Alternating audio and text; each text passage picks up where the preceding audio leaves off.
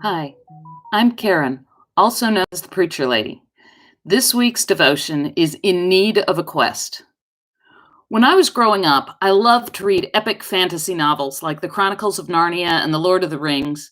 And when I got old enough to study literature, I found out that Tolkien and C.S. Lewis were not only Christian, but they were friends and they would discuss theology together. That added a new dimension to the epic stories, and I began looking for Christian analogy in my favorite fantasy. Well, I don't know about you, but after more than a month of working from home and being socially isolated, I'm starting to crave these old epic stories. I need a quest.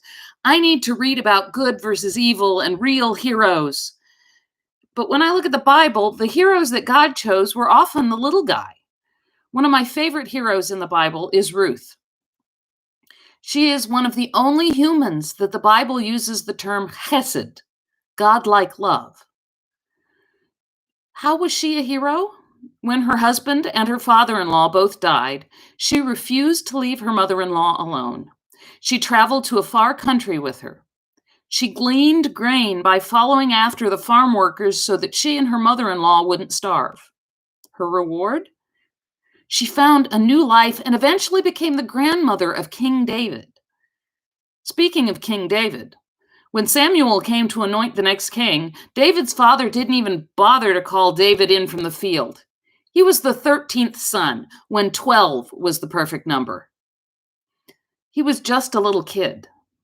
And when David defeated Goliath, he was still just a little kid. How did he wind up there? He was bringing his older brothers, who were big, brave soldiers, their lunch. He was a lunch delivery boy who stepped up to the challenge. Now, if you think about it, both Tolkien and Lewis used the biblical theme of having heroes be the little guys. In The Lord of the Rings, it was literally little peace-loving hobbits that saved the world. In The Lion, the Witch, and the Wardrobe, it is displaced children sent away from home to keep them safe from the war. The fate of the world is in the hands of the most unlikely heroes. As I look at this pandemic, I feel awfully little myself. I will be the first to say that the doctors and the nurses and the medical staff and the first responders are true heroes fighting for the salvation of humanity. But what about the rest of us? What about the essential workers who risk their lives so that we can buy groceries or eat a fast food meal? What about those whose main job now is to sanitize doorknobs and handles? What about those of us who are staying home when we would rather go out?